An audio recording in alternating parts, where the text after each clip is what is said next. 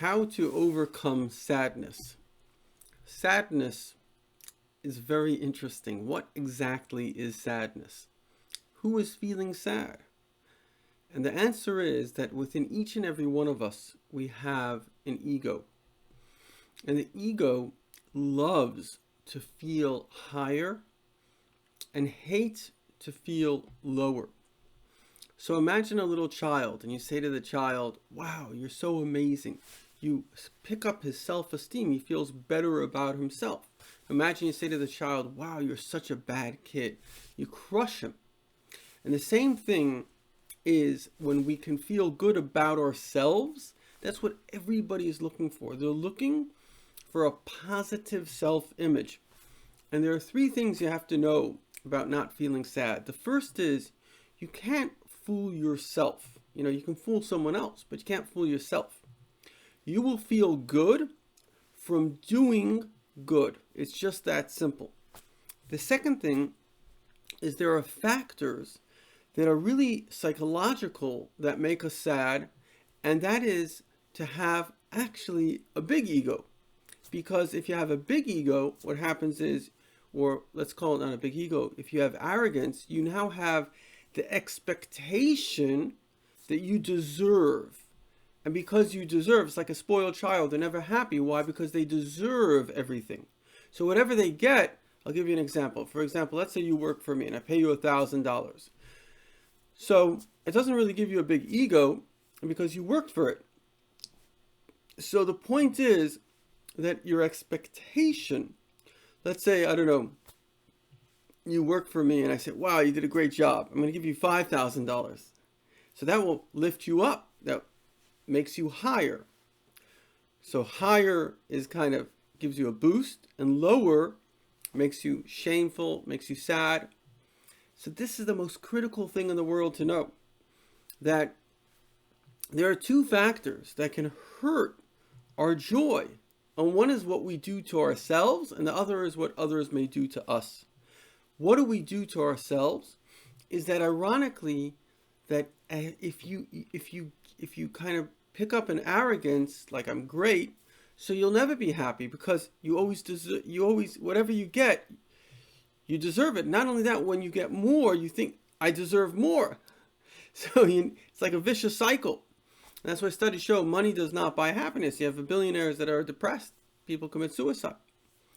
So, but if a person is humble, and one of the ways to be humble is to be grateful. When you wake up in the morning, thank God for your blessings. Every time you get something, every time you eat. Because ironically, every single time you ingest something, every single time you take, it adds to this arrogance. And it adds to your lack of joy.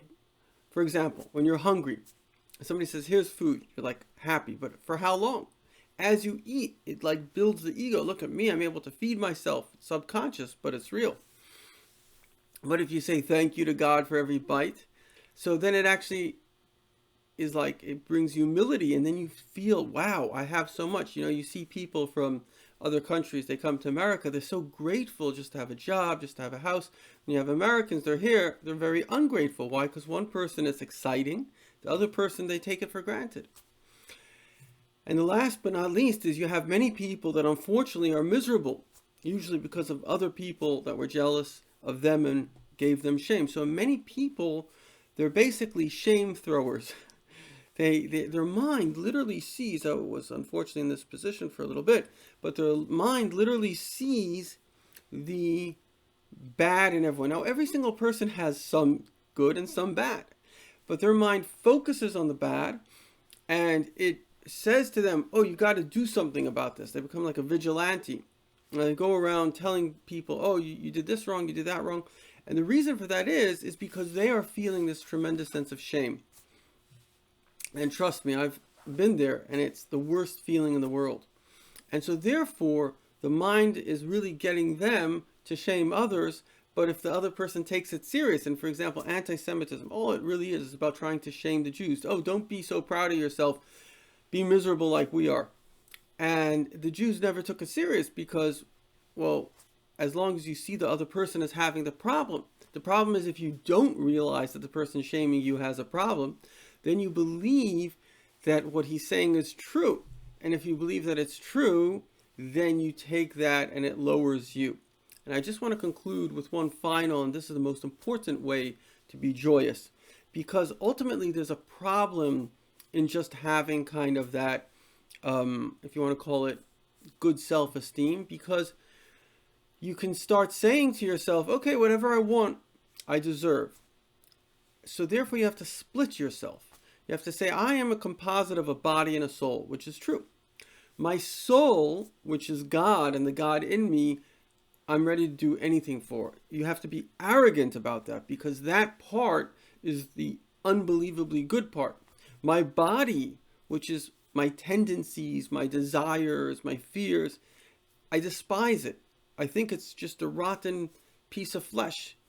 And then you separate yourself from that part. So therefore, when those desires come, you don't say, oh, I have to get it. No, that's a part of me that I don't like. So therefore, you're connected to the part of yourself that you do like, and you disconnect from the part of yourself that you don't like, and therefore you have complete direction.